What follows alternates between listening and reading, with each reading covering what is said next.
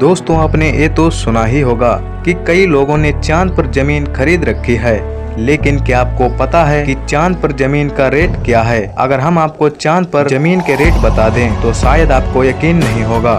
तो सुनिए, चांद पर 1 एकड़ जमीन का रेट मात्र 3000 रुपए है। अब आप सोच रहे होंगे कि ये जमीन इतनी सस्ती क्यों है, लेकिन पहले ये सुनिए। अक्सर ये बात सुनने को मिलती है कि अम्मू गार्मी ने चांद पर जमीन खरीदी है, तो कभी सुपरस्टार शाहरुख खान का नाम, तो कभी सुशांत सिंह का नाम चांद पर जमीन खरीदने वालों की लिस्ट में मिलता है। चांद पर सुशांत सिंह राजपूत साल 2018 में चांद पर जमीन खरीदी थी। वहीं बॉलीवुड शाह यानी शाहरुख खान, उनके एक फैन ने चांद पर जमीन तोहफे में दी थी।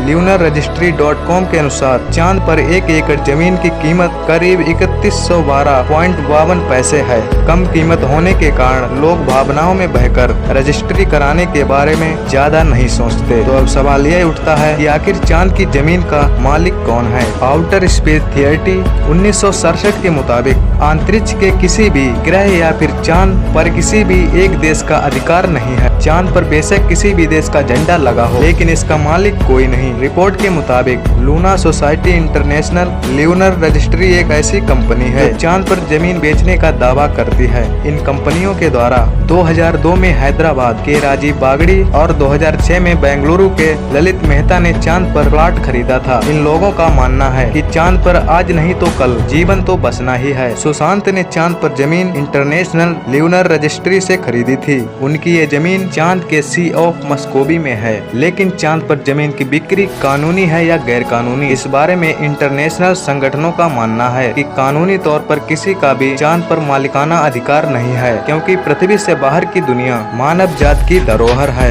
इस पर किसी एक देश का कब्जा नहीं हो सकता है। 1967 की आउटर स्पेस ट्रीटी के मुताबिक स्पेस में किसी भी ग्रह या उपग्रह पर किसी भी एक देश का या व्यक्ति का अधिकार नहीं हो सकता है। भारत समेत 110 देशों ने इस पर साइन किए हुए हैं।